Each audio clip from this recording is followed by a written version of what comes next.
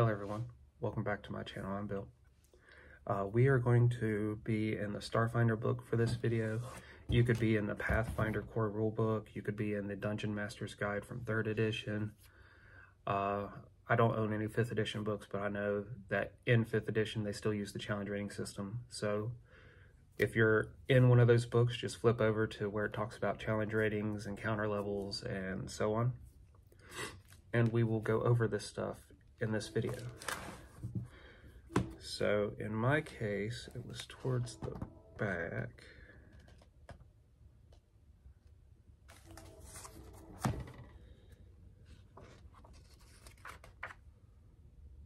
Game mastering's there, okay.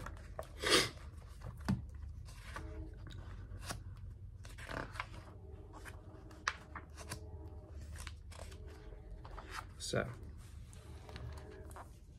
you have different encounter difficulties you can set for an encounter. That will allow you to use the CR system to better effect, so that not every encounter that the party has is hard or easy.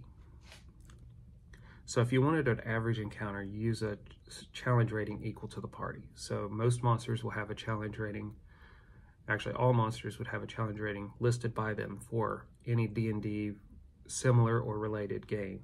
Now, when you get into the old school Essentials style games, they don't use a challenge rating system. So that one, I'll go over more nuanced rules for how to handle that in another video.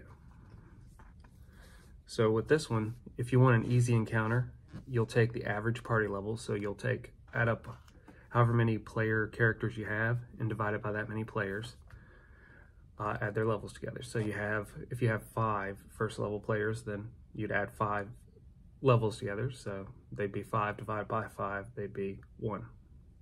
So if there was a mixed level of characters, then that would change it a little bit. And that's where you would have to pay attention. And a challenge rating creature of a challenge rating 1 is designed to be defeated by 4 player characters level 1 without using all their resources up in one fight. And it's going to be somewhat threatening, maybe, depends on the dice rolls and how clever the party is. But they could take up to 4 of those single challenge rating 1 encounters before they would need to rest and whatnot, recover magic, so on and so forth. So for an easy encounter, it would be average party level -1. So in the case of a challenge rating 1, I would say that would be a challenge rating half. Average would be the party level, so challenge rating 1. Challenging would be the party level, average party level +1. Hard would be the average party level +2. And epic, so really hard one, would be average party level +3.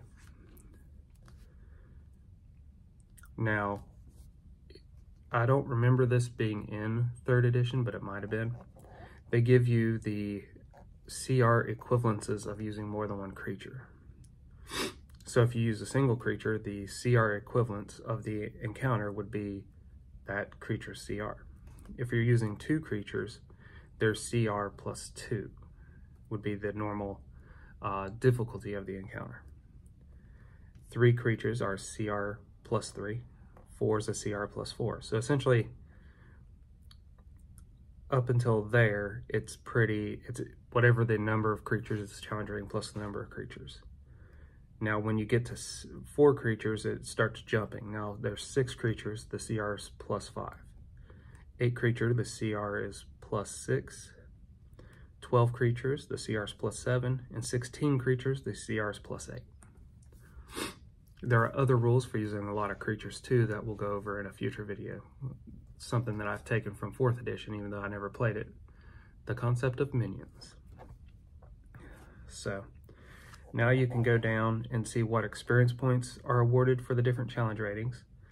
And say you wanted a challenge rating 2 encounter for a level 1. Well, we'll say CR3 encounter for a level 1. You would go to 2 creatures and it'd be challenge rating +2, so that'd be a +3. So the CR3 would be a hard encounter.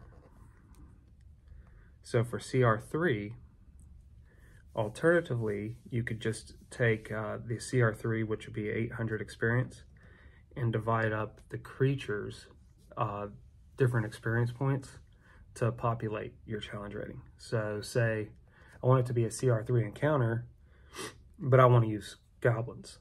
So instead of giving the goblins levels, I could just go, okay, 800 experience. How much experience is a goblin? I think a goblin's like 125. If I'm wrong, put it in the comments below. I'm just curious. And then I could use 7 or 6 goblins. Now, depending if the party gets surprised by these goblins, to determine how lethal this encounter could be. And if the party can roll higher than a 1. Let's move that. Okay. They also have wealth gains per encounter here. So you say I wanted a CR3 encounter, they should gain 1,100 credits in Starfinder. There's a similar thing in Pathfinder where they tell you how much gold or the equivalent of gold. So objects, items, magic items. And then there's an average character wealth by level. I say average because some adventurers are richer than others based on the types of adventures they've went on.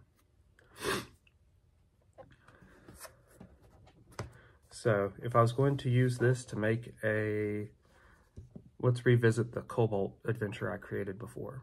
So the Cobalts, it's a first level party, so we'll assume 4 adventurers. So Cobalts are challenge rating 1/4 or 1/3.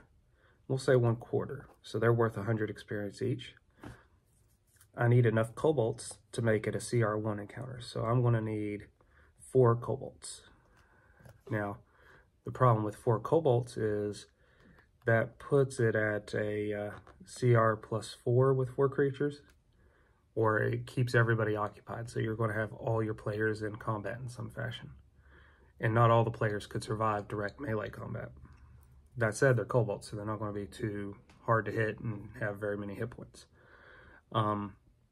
So to take that, we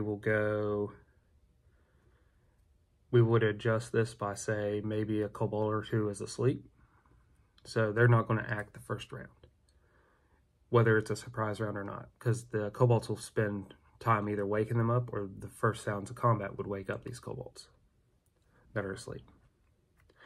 Now they need to rescue somebody, so you'd put that there. You'd draw out a quick map of where the table's going to be that has food on it, where the big statue is, and either use the rules out of the book for their armor class, which is how I normally do it, or take a page out of the index card RPG and just set a room DC. And then everything the players want to do in this room, they just have to roll higher than that DC, whether it's skill checks or attack rolls or saves if the Cobalts are casting spells at them. If I wanted to change it up, I could give a Cobalt 1 spell. Say Burning Hands or Shocking Grasp, give them one of those. Note how much damage it would do, and note the fact that he can only cast it once. And then describe him differently to the players so they have an idea that, hey, that's a spellcaster. Or at least some forewarning of it. And there's an encounter. Is there anything I need to clarify more to you guys for challenge ratings, encounter levels, and whatnot? If so, let me know. I'm going to do one more video on challenge rating and encounters where I use it to create an encounter for my party. Well, until we all game again, guys.